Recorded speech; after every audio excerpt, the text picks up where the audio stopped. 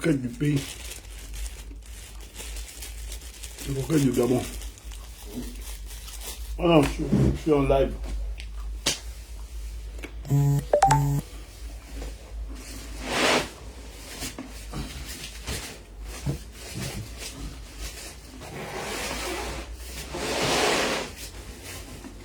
Les blancs sont les mythomanes. Carrément, le Libongo est séquestré.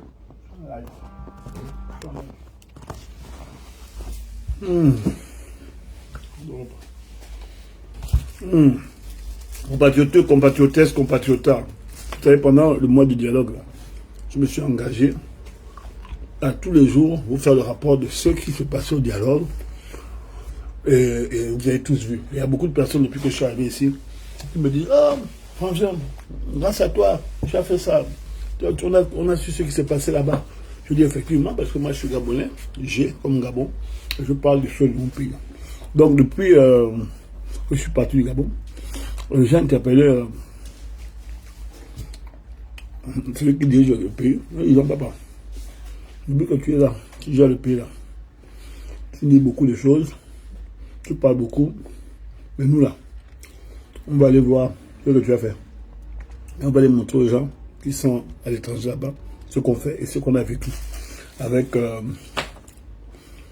le dialogue national inclusif et surtout avec ce qu'on appelle les travaux du CTL. On va faire ça. Qu'est-ce que le gars dit? Il dit: ah, si tu veux faire, fais. Moi, je te regarde faire. Mais il dit, le gars dit: ah, fais ce que tu as à faire, moi, je n'ai pas le temps. En même temps que, j'ai pris mon avion, bien retour, j'ai calé en Bengue, j'ai utilisé mes éléments de paiement. Normalement, il y a Stéphane aussi qui doit arriver, comme il a été là. Les éléments de paiement, c'est ça. Carte bleue, chargée. C'est ma carte que j'ai amenée du Canada. Que les gens, vous avez trop parlé. La carte là, j'ai un plafond de 100 000 $. J'ai dit: bon, je vais me gérer pendant le temps que je serai ici. Je vais aller voir des frangins avec Stéphane et d'autres personnes de la diaspora qui étaient au Gabon.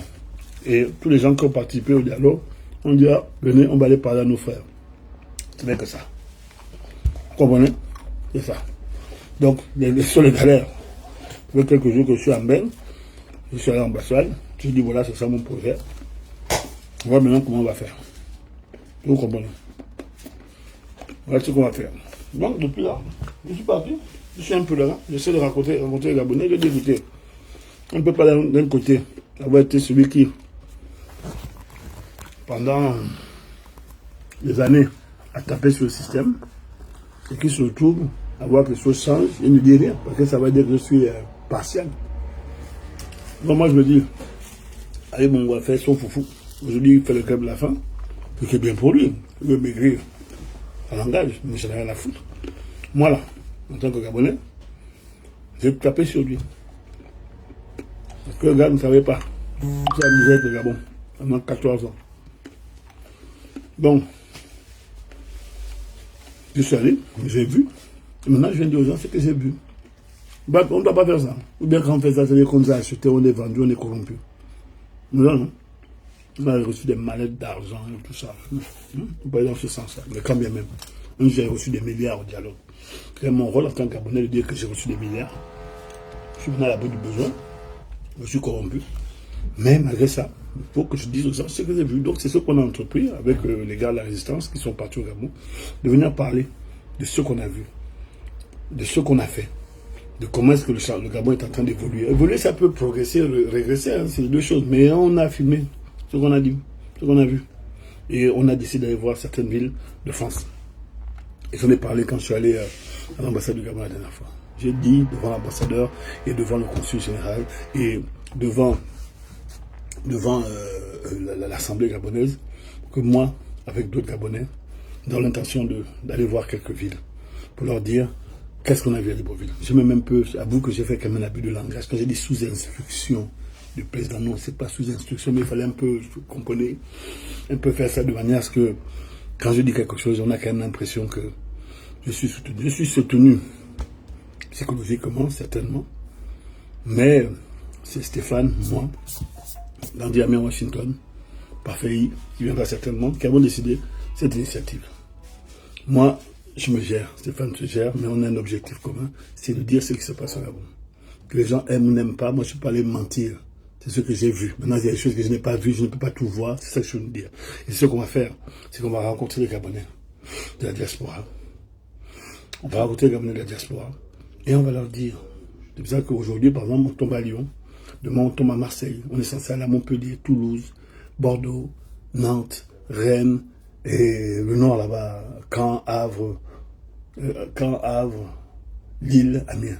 On va voir ça, parce qu'il reste très peu de jours avant que le président arrive. Parce que quand le président va arriver là, les gens là, tout ce qu'on fait là, ils ne vont pas calculer. Donc on profite aussi du fait qu'il y a un regain d'attention sur le Gabon pour aller parler. Est-ce que ce qu'on fait c'est bien? Est-ce que ce n'est pas justifiable?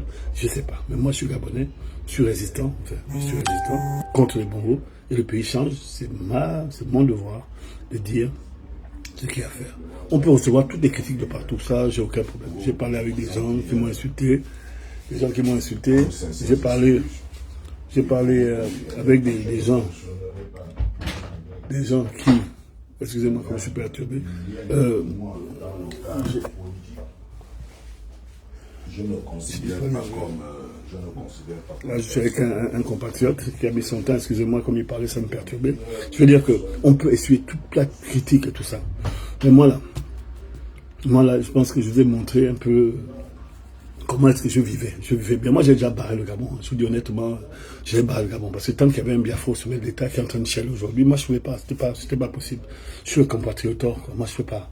J'ai déjà barré le pays. Mais j'ai mis ma vie en époché. J'ai bloqué ma vie au Gabon. Et j'ai dit, je vais aller voir. Et maintenant, ce que j'ai vu là, je viens vous dire. Maintenant, vous pouvez traiter les gens de tout ce que vous voulez. J'entends des âneries, mais alors, des âneries partout sur les réseaux. Mais moi, j'ai le pouvoir de tarifer des rencontres. Mais est-ce que vous vous rendez compte? Les gens sont dans un délire permanent. Et on ne peut pas lutter contre toutes les rumeurs. Et même quand tu essaies de lutter contre les rumeurs, c'est toi qui te retrouves à te parler à des personnes inconsistantes qui viennent vous raconter des conneries. Bon, moi, je ne peux pas répondre à toutes les conneries. Je ne peux pas. Mais par contre, la chose sur laquelle je peux mettre mon mot, c'est de dire que moi, j'ai vu, j'ai entendu, j'ai vécu, parce que je suis allé.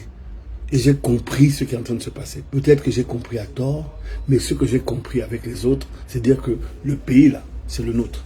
Et je n'ai pas besoin de me justifier parce que j'ai décidé de faire des choses pour mon pays. Je ne peux pas. Si moi, je décide de faire ma petite tournée avec ma caméra, voir les Gabonais, louer des salles, et cotiser avec d'autres Gabonais pour pouvoir parler, c'est moi qui décide. Mais si j'étais un Otangani qui fait la même chose, on aurait pu poser la question parce que quand les Otangani viennent chez nous, ils sont payés. Ce qui n'est pas mon cas. Moi, je vois plus loin. Je vous dis, je vois plus loin que les médias. Moi, je pense que je vais avoir les 10 années de ma vie où je sais que je pourrais faire les choses tranquillement pour mon pays. Je vois plus loin, je vois pas aujourd'hui. Moi, je calcule ma vie tous les 5 ans. Et c'est pour ça que je m'engage en disant, je vais aller parler aux frères gabonais et je vais leur dire ce que j'ai vu. Est-ce que c'est mauvais? Est-ce que ça veut dire que je bois le sang? Est-ce que ça veut dire que je tue les gens? C'est plus légitime lorsque c'est France 2 ou France 3 ou TF1 qui viennent parler des choses de notre pays, ou bien lorsqu'un Gabonais décide de vous montrer une autre facette du Gabon que vous ne connaissez pas. En termes de développement, en termes de construction, en termes de changement progressif de mentalité, parce que c'est ça la chose la plus dure. Quand j'ai montré un produit que je faisais, il y a un gars qui m'a dit, tu es pédégiste. Je lui ai répondu que si c'était un Français qui faisait ça, je lui ai demandé s'il est pédégiste. Est-ce que vous pouvez déjà poser la question de savoir si Ousmane Oseni était pédégiste ou ses fils étaient pédégistes? En tout cas, ça ne leur a pas empêché de siphonner le pays. Ils ont eu leur intérêt, c'est de siphonner le pays. Nous autres, on fait les choses parce que c'est notre pays, j'ai pas le choix. Je me rends compte que moi, j'étais étudiant en France et je n'avais aucun rapport avec les Bongo, parce que c'est vrai que ces gens n'ont jamais vu le bien du pays. Aujourd'hui, on a la chance d'avoir des Gabonais qui font ce qu'ils peuvent pour le pays. Il y a des Gabonais qui sont ici, qui sont dans des conditions terribles et sociales, ne savent plus à quel niveau s'accrocher. Moi, je viens dire aux gars, écoutez les gars, il faut qu'on s'organise. Il faut qu'on s'organise en tant que Gabonais pour faire en sorte qu'on puisse répondre pour notre pays. Parce que ce qu'on fait dans le pays des autres, c'est très bien, mais ça ne fait pas avancer notre pays. Au contraire, tout ce qu'on paye, on paye ça ici. Donc, il va falloir qu'on fasse comme les Nigériens. Parce que vous vous plaignez que le Gabonais n'investit pas dans son pays, c'est parce qu'on n'a pas fait de passerelle. Nous avons des étudiants qui sont ici. On a des étudiants qui sont ici. Quand ils terminent, ils restent ici. Pourquoi? Parce qu'il n'y a pas de passerelle entre le Gabon et le pays où nos étudiants sont. Et il va falloir qu'on crée ces passerelles. Hein? Il va falloir qu'on réunisse ces Gabonais. On leur dit, écoutez, il va falloir que vous vous organisiez en tant que personnes sensées, personnes intelligentes, personnes qui font les études, bien qui travaillent dans ce pays pour pouvoir organiser une passerelle vers le Gabon. Et les gens qui gèrent le Gabon, là, on leur dit, bon, vous avez besoin de Gabonais, mais vous faites quoi pour que les Gabonais arrivent? Ils nous ont répondu la dernière fois, nous, on ne peut pas donner maison, voiture, terrain, comme les imbéciles l'ont dit sur les réseaux.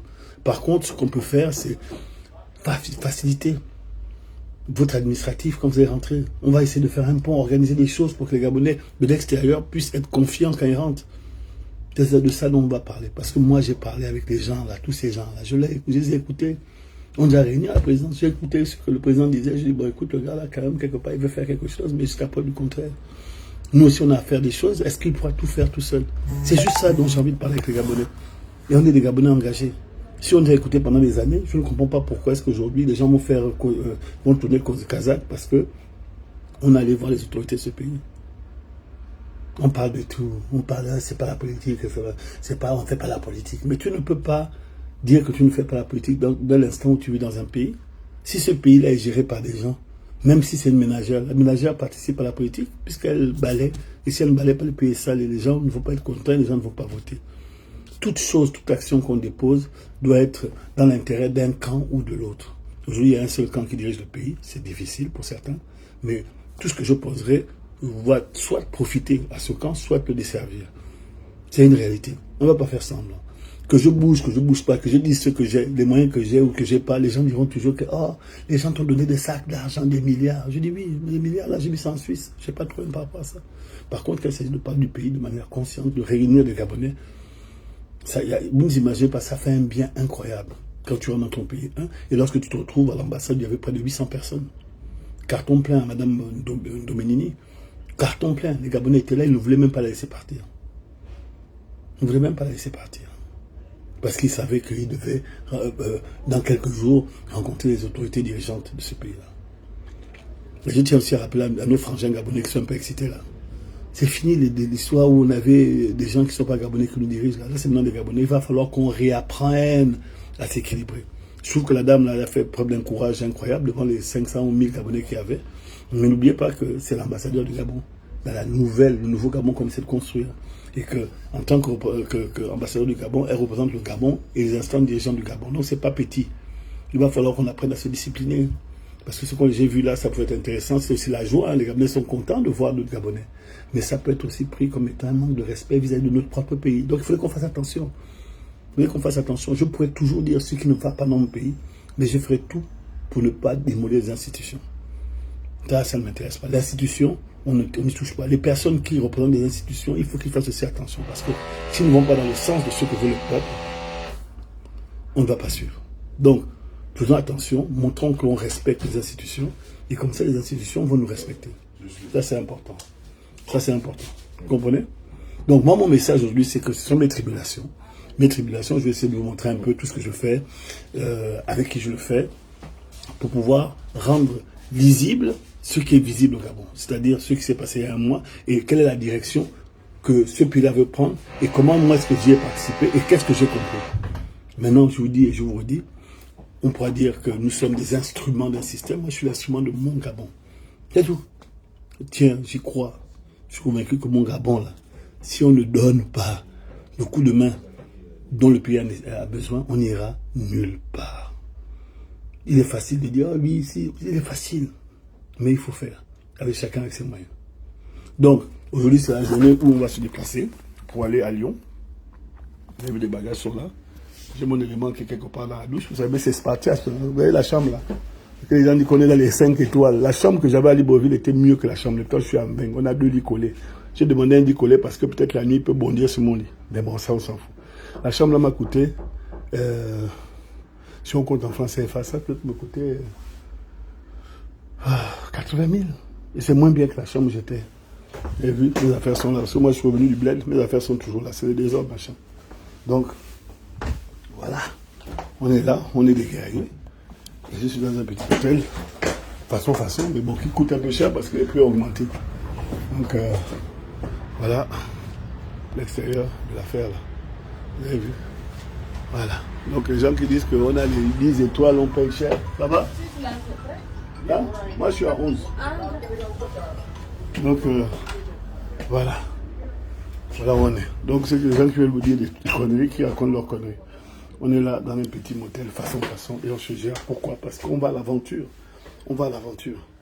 On va parler des choses de chez nous. Donc je vous ferai le live tous les jours quand on est en route. Je vais vous faire partager mon petit, comme les Blancs appellent ça, un road trip. Hein, à l'intérieur de la France. Je vais rencontrer des compagnons de guerre, des compatriotes, des compatriotesses. Et puis on fait ça. On le fait vraiment parce qu'on aime le pays. Moi, je remercie vraiment le fait que... On ne va pas se mentir. Ça fait 8 ans que moi, j'étais hors du pays. J'étais exilé. 8 ans. Les gens qui ont fait en sorte que je rentre au Gabon, c'est le nouveau pouvoir. Parce qu'Ali Bongo, là, il ne voulait pas. Il ne voulait pas les gens qui le contestent. Et moi, les gens qui ont fait que je rentre là, c'est les gens du pouvoir. Là. Ils ont dit les cétris là. Ils ont dit, bon, vous voulez vous opposer. Mais à minima, qu'est-ce que vous avez proposé? On est venu, on a parlé. On a dialogué. Un gars de chez moi, les gens de chez moi m'invitent à venir chez moi parce que je dis non. Ali Bongo a voulu qu'on rentre tous. Non. Vous m'avez vu suivre le Biafra, je n'ai pas suivi. Parce que c'est un Biafra. Je n'ai rien contre les Biafra, mais j'ai tout contre les Biafra qui veulent diriger notre pays. Donc je n'étais pas rentré. J'ai même plus les cheveux blancs, vous avez vu. Tellement j'ai duré à l'étranger. Mais je ne suis pas moins fier d'être rentré dans mon pays. Donc l'aventure va continuer. Je vais vous montrer ce que je fais. Comment est-ce que je me suis engagé. Et puis on parlera. Vous voulez? On me dit au Gabon maintenant, on est ensemble.